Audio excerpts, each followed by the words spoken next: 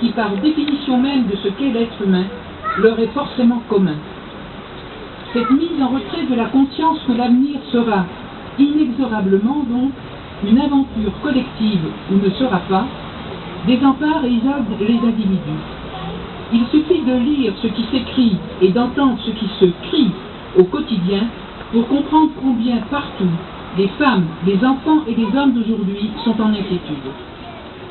Dans le même temps où les difficultés économiques galopantes et entretenues favorisent le repli sur soi, la déformation permanente des faits, arrangés et truqués, tant par certaines politiques que par certains médias, entraîne un bouleversement des esprits, permettant au racisme, à la xénophobie, au rejet de la foi ou de l'idéal de l'autre, d'envahir toutes les sphères de la vie sociale, engendrant le développement des pires violences, quel que soit le pays.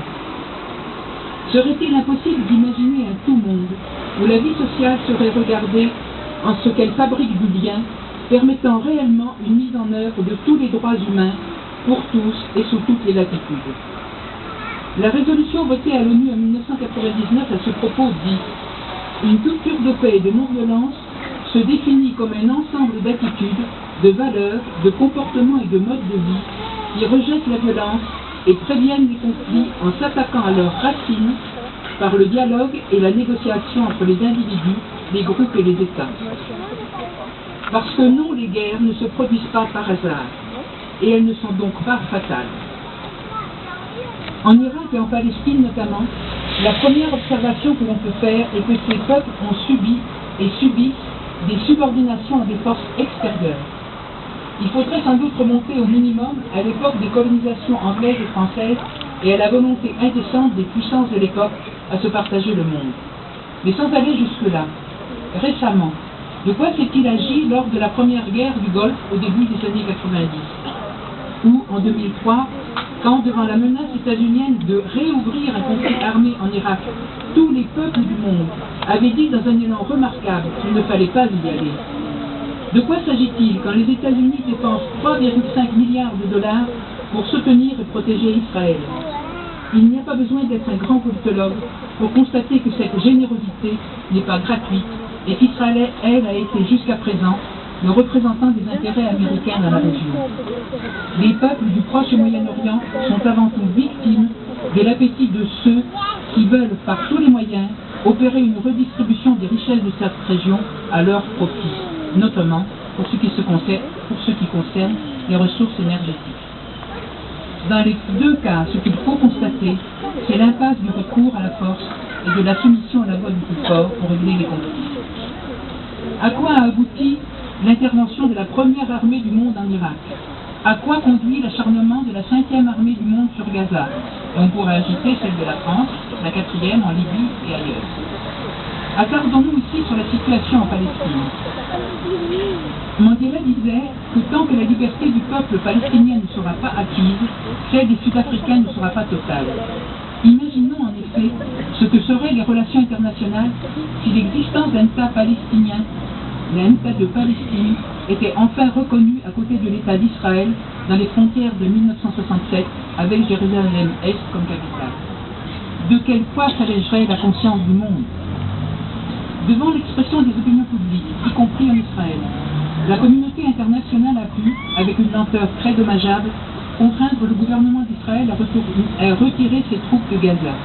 Mais ce matin, les bombardements ont repris en riposte à des tirs de roquettes revendiqués par les djihad islamiques, eux-mêmes apparemment en riposte au refus de lever le blocus. Chacun ici sait les massacres d'enfants et d'innocents, les souffrances sans nom, les destructions odieuses et les résistances héroïques des sacrifiés. Dès aujourd'hui, à cette même communauté internationale, nous compris, de ne pas oublier le plus jamais ça qu'il a saisi devant la cruauté extrême de la réalité faite aux habitants de ce petit territoire.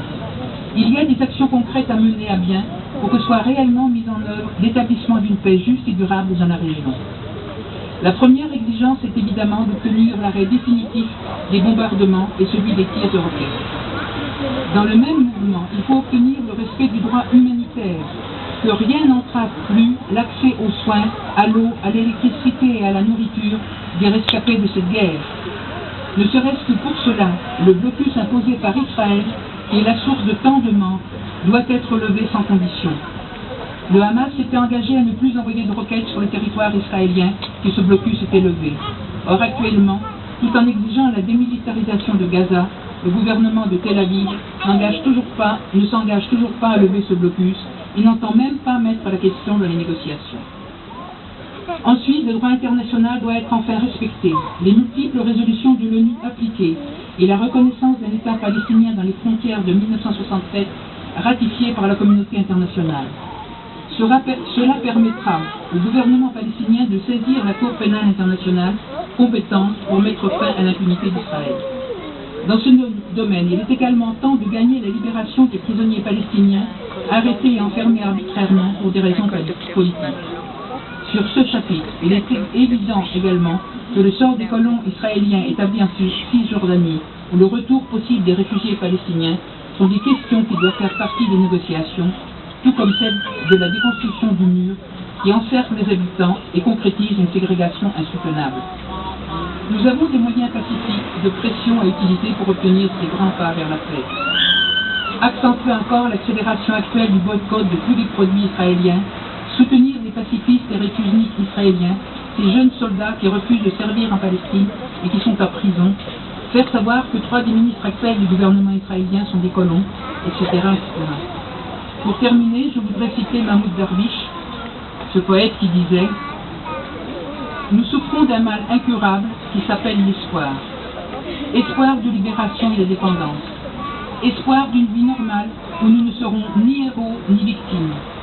Espoir de voir nos enfants aller sans danger à l'école. Espoir pour une femme enceinte de donner naissance à un bébé vivant dans un hôpital et pas à un enfant mort devant un poste de contrôle militaire. Espoir que nos poètes verront la beauté de la couleur rouge dans les roses plutôt que dans le sang. Espoir que cette terre retrouvera son nom original, terre d'amour et de paix.